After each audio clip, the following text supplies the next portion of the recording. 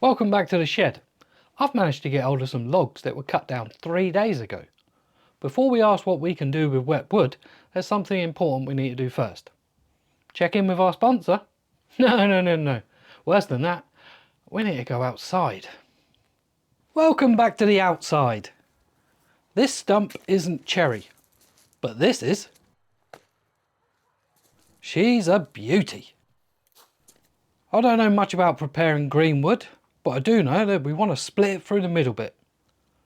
The tools for the job are going to be a couple of chisels, a hammer and an axe. Work zone. Fancy. We're going to establish the split line with this chisel, working our way along the pen mark with a few taps at a time.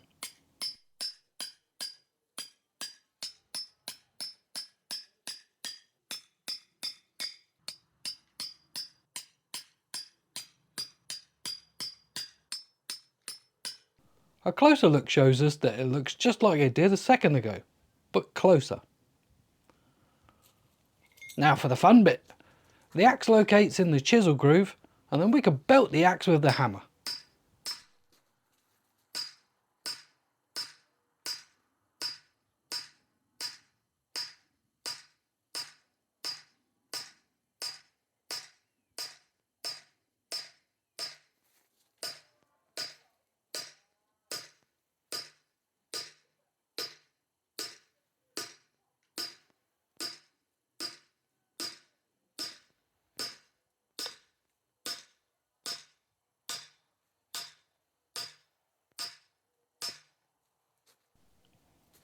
It's getting there.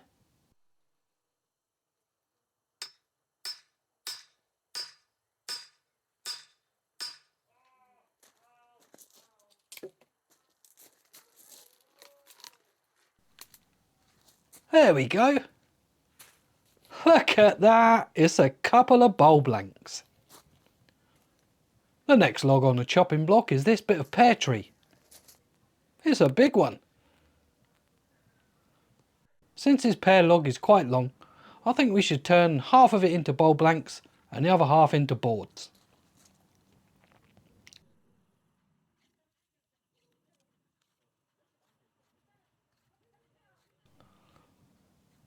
It's too big to go on the bandsaw, so out comes the bread chisel to mark the split line.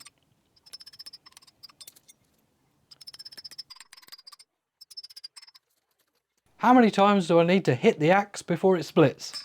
Answers on a postcard.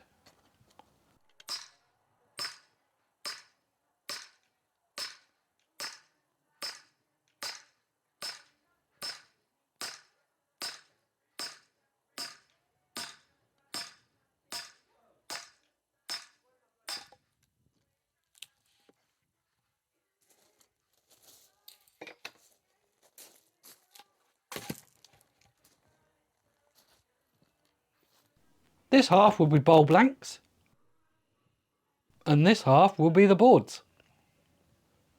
Is it safe to cut this cherry on a bandsaw? We should have a go at fixing that then. It's too big to fit in the vise, so let's add a clamp to it and put that clamp in the vise.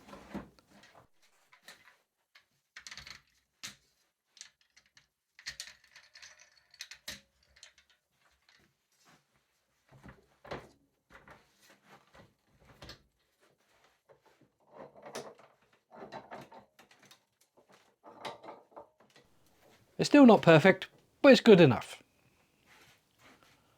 This is an Arbortech turbo plane.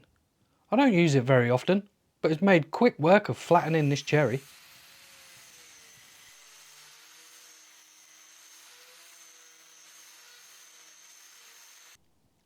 It does make a bit of a mess though. The best thing about the turbo plane is it makes chips, not dust, which makes for a lot less airborne particles.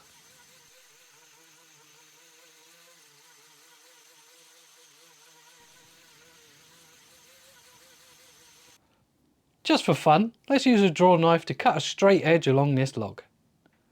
This edge is going to register on the bandsaw fence. Just like that.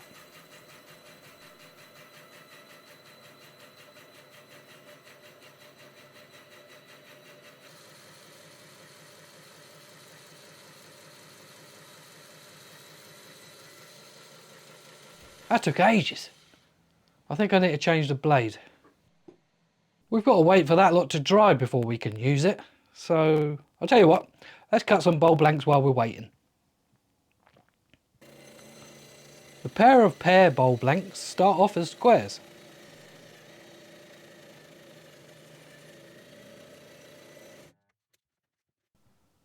It'd be nice to cut them into circles, but we need the flat face to face down on the bandsaw. That's where this circular plywood comes in handy. The ply circle acts as a guide that we can cut close to at the bandsaw.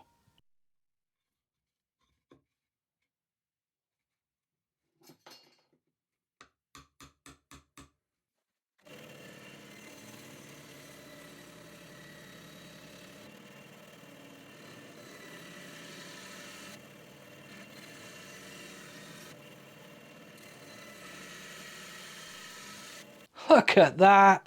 Nowhere near the pen mark. Another use for the ply circle is being able to mark the centre of our octagonal bowl blank. That'll come in handy when it goes on the lathe.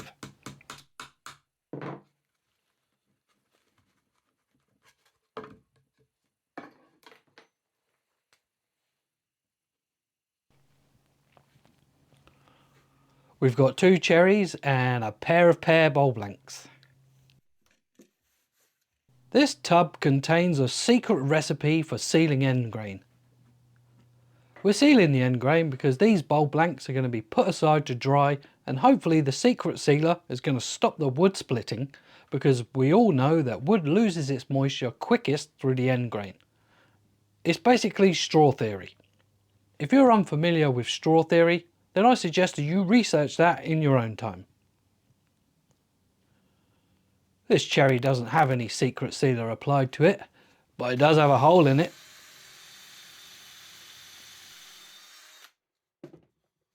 We're back on the lathe again, twisting this worm screw into the cherry hole. Tighten the tailstock, set the speed to 625 RPM, and see what it looks like. Looks good to me. Square carbide cutter selected, let's cut some wet wood. There's quite a bit of bark on this blank that needs to come off, so we can make a solid tenon.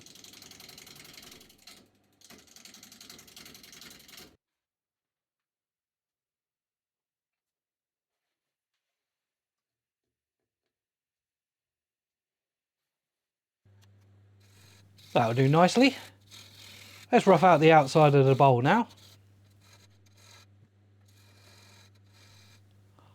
This beast is a 5/8 bowl gouge from Hope Wood Turning Tools. It's doing a fantastic job of making cherry flavoured spaghetti. If you haven't tried turning wet wood, I recommend you do so.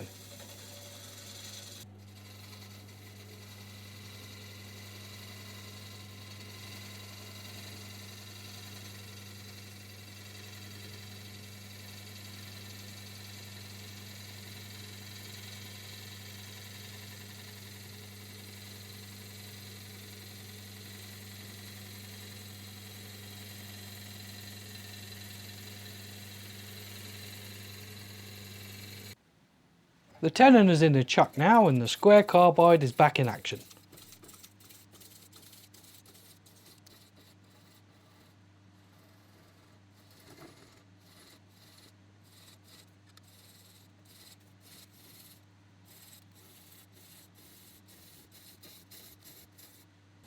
Wet wood is pretty soft and cuts really easy.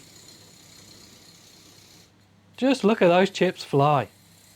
Well, they're not chips, are they? They're really satisfying ribbons.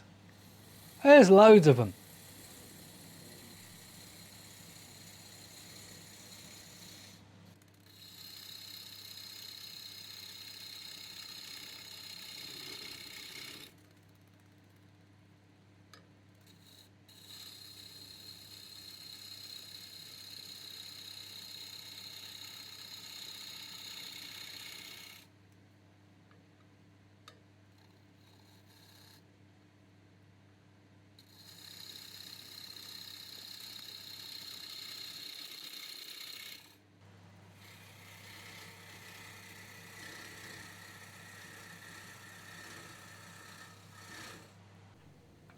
When plunge cutting with the square carbide, it will rub a bit on the bar, so just give it a twist and that'll let you get a bit deeper.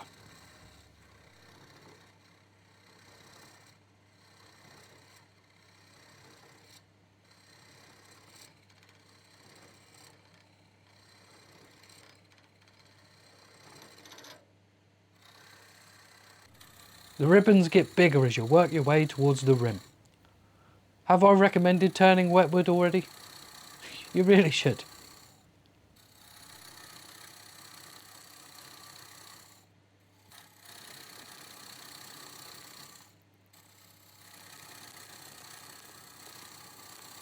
Look at that mess! Good job I'm wearing a turning smock, or my jacket would be covered in shavings by now. The base is as thick as the walls now, and that will help the bowl dry at an even rate. This scraper is just adding a curve to the bottom of the bowl wall. Let's get it off the lathe to dry.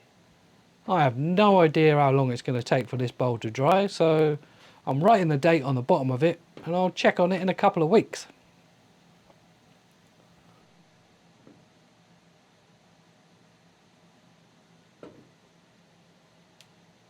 I suppose I should clean this up while I'm waiting.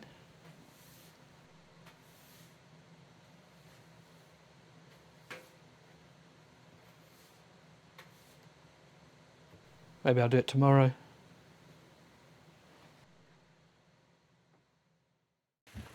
Well, there you go. There's a couple of things we could do with wetwood.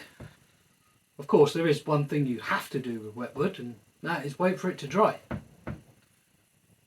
So I'll talk to you next time.